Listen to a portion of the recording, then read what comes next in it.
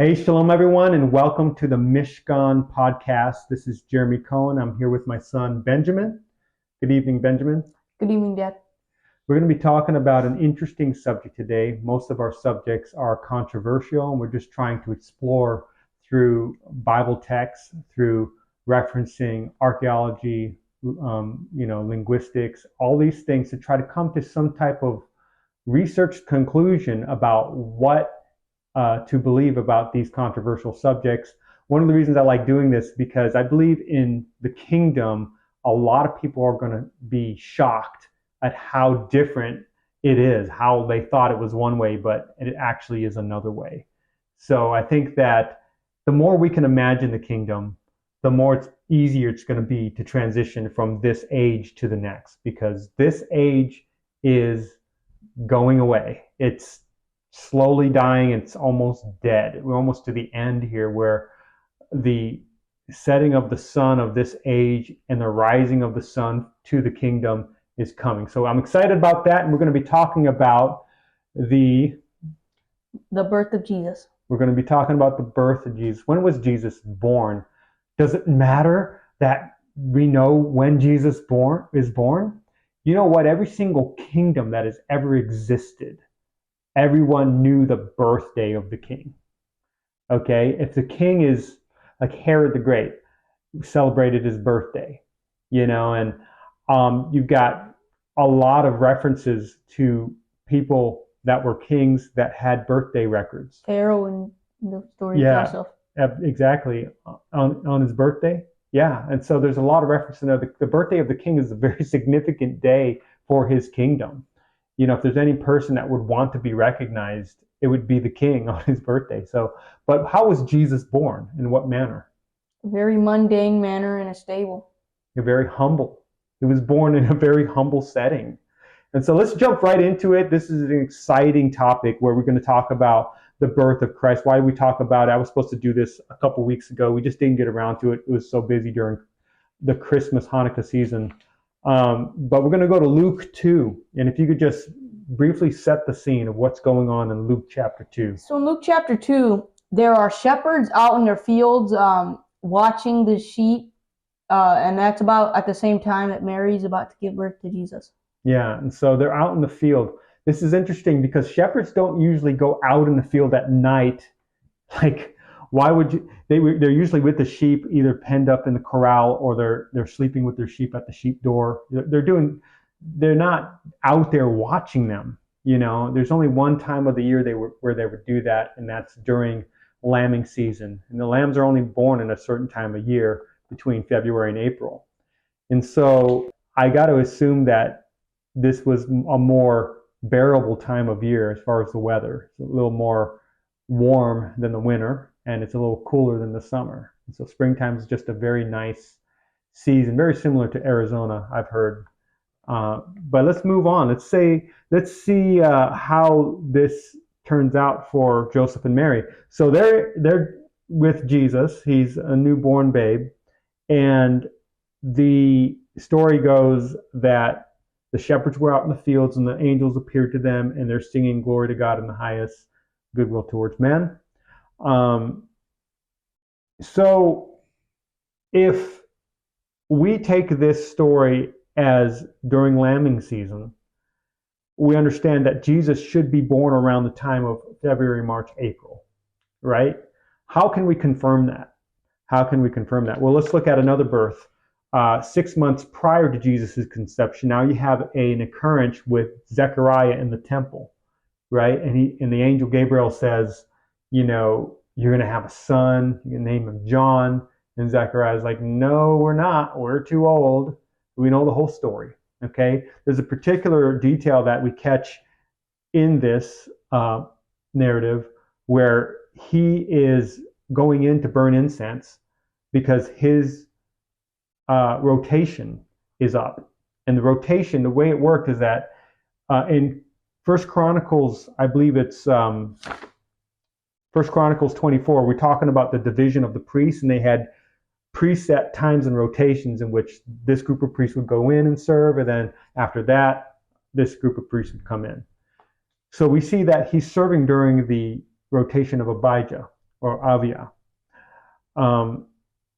And is there any other documents that record the rotation of the priests and can confirm when this was? Yeah, there's two. There's the Dead Sea Scrolls, which were found from a shepherd boy throwing a stone into a cave, and he found them by accident in the Talmud. But let's go with the Dead Sea Scrolls first. There's a calendar of the priests there where the Essenes were actually keeping track of the rotation of the priests. And many people believe John the Baptist actually became an Essene.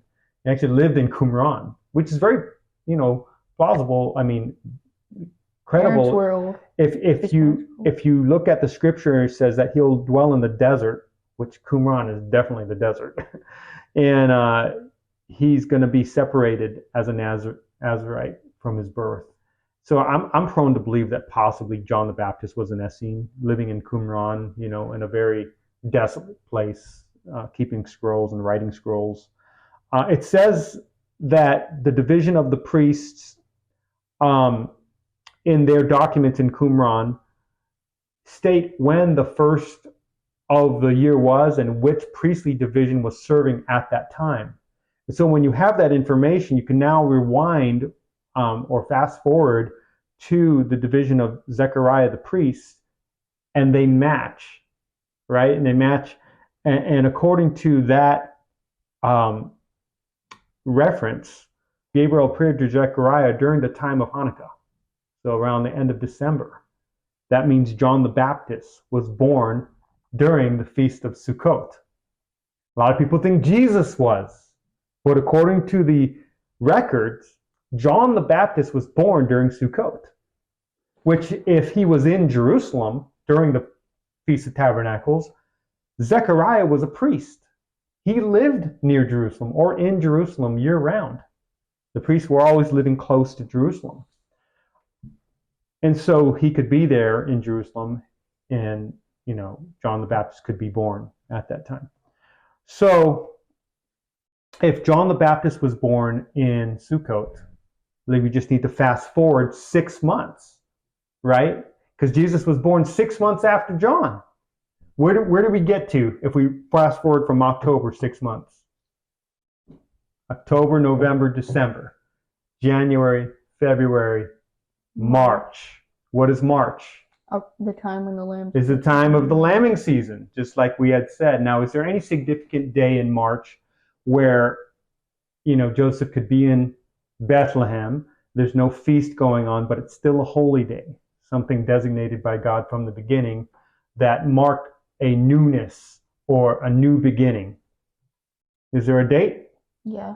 What's the date? Yeah, sure is. There's the first day of the first month, which is of the Hebrew calendar, which is Nisan. So Nisan 1. Nisan 1. So Nisan 1, which is also called by God the first of Aviv, the first of spring. And this is the day he says, this will be the first day for all of you for the calendar. This is the first of the day. Where does it say that? It says it in Exodus. So when God appears to Moses and he tells the people before they're about to go out of the land, he says, this is the first of Aviv. This will be the first of days for the year for you. And so it's actually a declaration of God. And it's really interesting because when you have a king, a lot of times the calendar is based around the king's rule. Like in the 50th year or in the 20th year of the king's reign, or in the 10th year of... That's what it says in the Bible. Right, it says that in Isaiah chapter 6. In the year that Uzziah died. In the year Uzziah died. They're always referencing the king's life to reference times and events. So why would it be any different here, where God is a king and he's declaring that this is the first of the year for you? So let's look at Nisan 1, the day of new beginnings. What could be more, reflective of that than a newborn baby being the beginning of something new? What's newer than a newborn baby? It's nothing. Nothing really. So the Nisan 1 really fits that. And he's born 2 weeks before Passover, which means he would be a year old every year he goes to Passover, a year older. The lambs were sacrificed at a year old. Jesus fulfilled everything on a Hebrew holiday. He fulfilled the Passover by being the Passover lamb and being crucified. He fulfilled the day of first fruits, which is his resurrection. He's the firstborn, the first fruits from the dead. So that's very interesting. So we got the Dead Sea Scrolls, the Talmud. I think Josephus makes reference that the priest order during the time of the destruction was Gamul or something. And so we use that also has a secondary evidence to confirm that priestly cycle where John the Baptist was born in Sukkot or around that time. Let's go to the moon.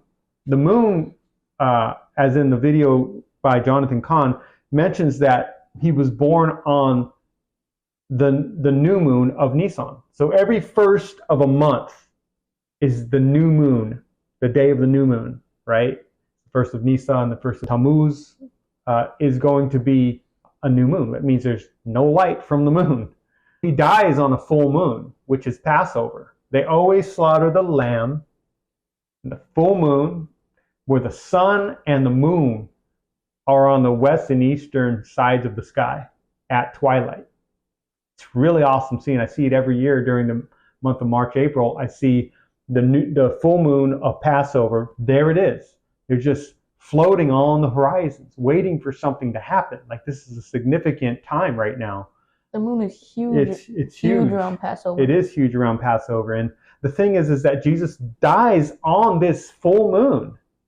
So he fulfills the embodiment of his coming through this act of sacrifice on the full moon, where the sun is in its fullness and the moon is in its fullness.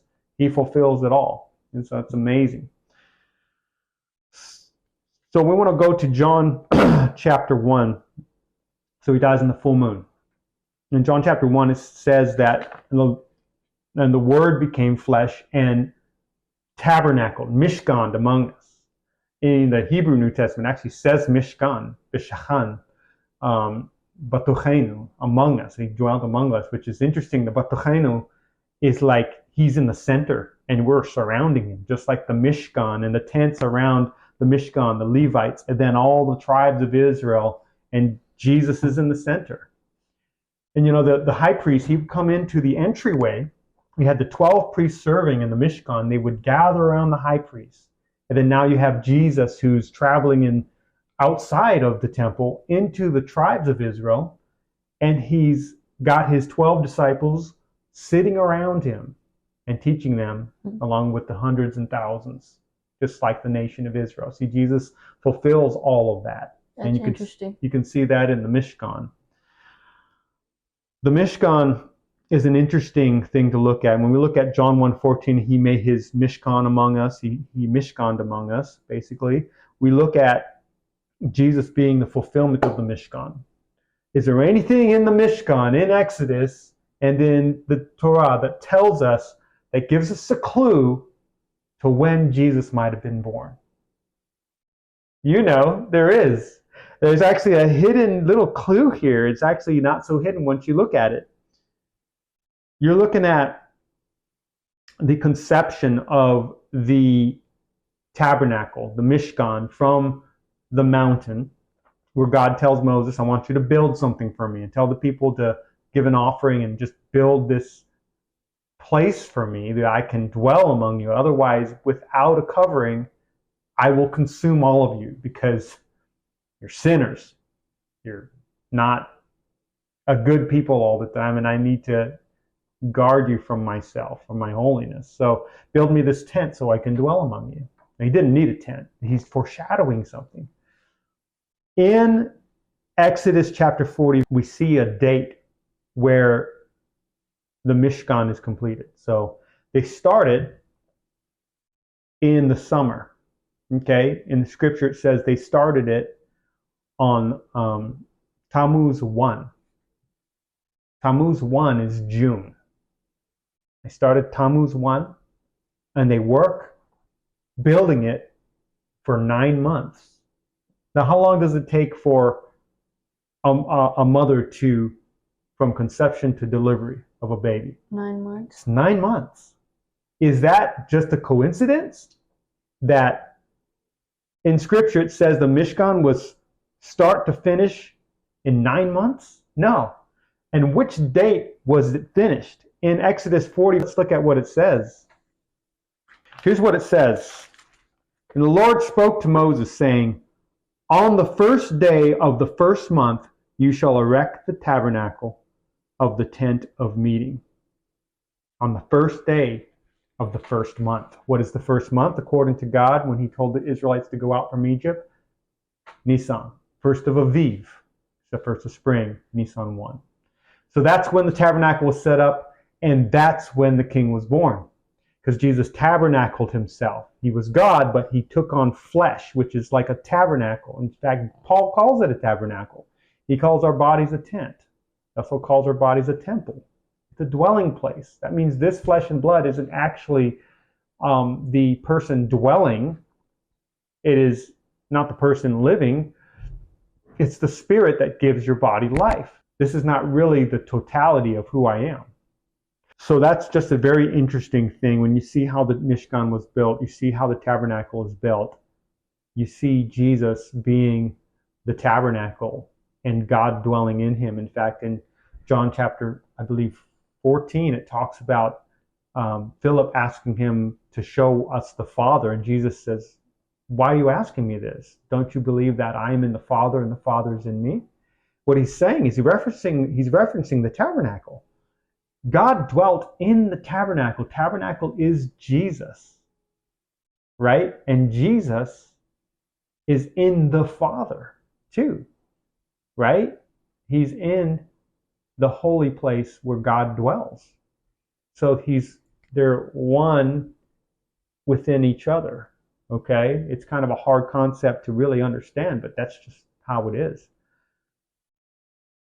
Okay, so let's go on to the Magi, what he talks about there in Isaiah 60, verse prophecy of the Magi. What were they looking at in the stars, and who were these Magi, or the Magim in Hebrew? Who were they? The people, when Daniel says in the Bible that Daniel was put in charge of the Magi of Persia. So they're probably the people, they're probably the Magi from Persia. So we're going to talk about the Magim, the Magi here, the priest of Persia, which were, many believe, practice Zoroastrianism, which is a combination of like astrology and astronomy. They studied the stars. And in Isaiah 60, it says, a multitude of camels shall cover you, the young camels of Midian and Ephah, and those from Sheba will come. They shall bring gold and frankincense. So there's your prophecy of the Magi, that followed the star. Perhaps it was a convergence of Jupiter. And according to Jonathan Cahn, he was talking about the constellation Aries, which is referred to as a ram, which signifies Judea. So when they saw Jupiter and this convergence in the constellation that represented the ram, which is Judah, they could see by that they were looking at a significant event where there was a king in Judah. Where is he who was born king of the Jews? Because they referred to, by the way, the Jupiter star was referred to as the king star. Or not the Jupiter star. Jupiter is a planet. But Jupiter, when they saw it in the sky, it was referred to as a king. Yeah, that's right. That's right. Now let's go to the second coming. So a lot of these things are going to be fulfilled here in this modern day and age where we see so much information in media that may be true, may be false. But nothing's changed according to God's timeline. His timeline is going to trump, or it's going to take precedence over what man desires to happen. Like if he's going to come, Nisan 1, 2029, there's nothing that man can do to stop that from happening. So the thing what we're going through now is just a walk of faith to try to see without our eyes. We try to imagine that this is going to happen. This is reality. But we don't see it yet. So it's kind of hard to really put our minds around it, that Jesus is coming and that there's going to be a reorder of the earth and of the politics and of everything. They say that the world's going to be destroyed by the time he comes. And we can see that on a microscopic level, I guess, in Gaza, as we see, that there's a lot of chaos and war and violence around the world as it is. But especially when you look at Gaza, it's kind of like looking at an apocalyptic movie. It's like these buildings are destroyed, torn down, people are dying, they're at war with each other. But there's going to be an end to it. If there is a military, it's going to be God's military, and it's going to be the angels and the resurrected saints. I mean, who's going to mess with those guys? How can you kill a resurrected saint? How can you harm an angel? You're not going to, the people of flesh and blood on this earth during the kingdom, they're going to have no leverage to try to rise up and, thwart God's government. It's like, even at the end, when Satan's released and they deceive the nations, they charge the gates of Jerusalem and God rains down fire and kills all those people. It's like, okay, well, I'm here for 1,000 years and wanted to make things perfect for you, but apparently man is too stiff-necked and hubris to understand and see that. So these people are trying to overthrow God. And it's just bizarre. It's just like, why would we ever think to do that? But the human in us, So make sure that you understand, God correctly. He's here to bring peace, but not without truth. He's going to bring truth as he rules with a rod of iron. Any closing thoughts, Ben? I just think it's just one thing is it's just so interesting. All this is a lot of cross correlations and everything. This is amazing. How we have this. This is just amazing. That we have this type of knowledge and information to try to determine what's going on in the world. There's a lot of information being disclosed as we go further into the future. Like, we can see that things are being set up, providentially, where we're going to go into seeing like, okay, yeah, he's definitely doing something in the world. And we're just trying to do our part and, talking about it, because this is going to be our reality in the next age, because the first shall be last, the last shall be first. I was telling my boys, I says, hey, if you've never owned a home during the kingdom, there's going to be more homes vacant than the crash of 2009.